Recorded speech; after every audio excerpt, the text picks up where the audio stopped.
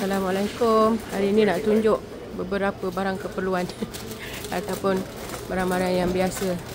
Kalau yang bawa anak, yang ni penting. Dia dah turun dah harga. Hari tu 19.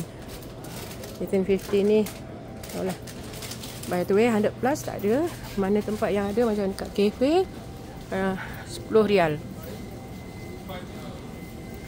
10 rial.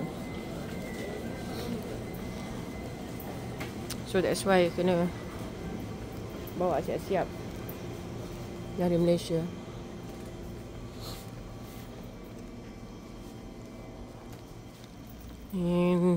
Keperluan wanita.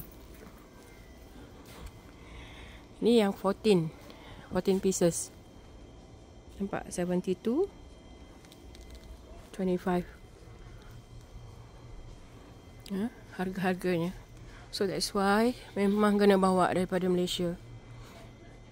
Kalau macam pull-ups tadi kat Malaysia kita ada yang 30 punya. Harganya baru berapa kan?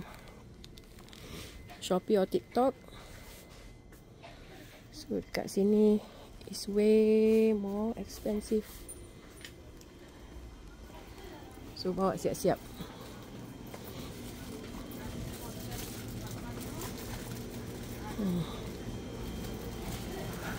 Gatorade ada kat sini. Gatorade is 6 something rial. Tak ingat exactly berapa. Tapi 6 something rial. Untuk my family, once in a while I masakkan sup ayam ataupun masak lemak cili api ayam. Tu harganya ya. Nampak sangat 22.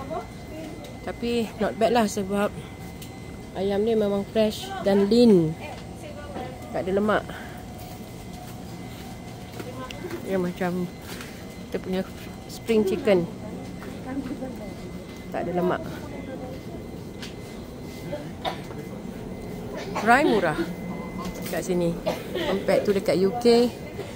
Kat UK kalau convert jadi around 13 ringgit. Tengok harganya.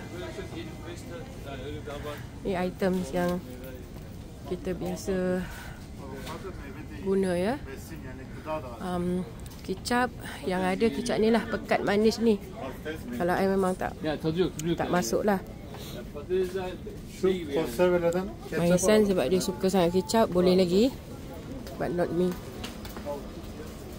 And ini ingredient utama untuk buat chai dia. Kalau beli kat Runcit memanglah 10 rial. Sorok saja. Tapi kat sini 7.95. So yang 400 gram ni kecil sikit, 6.95. Okay, so saya tunjukkan yang ini saja dulu ya.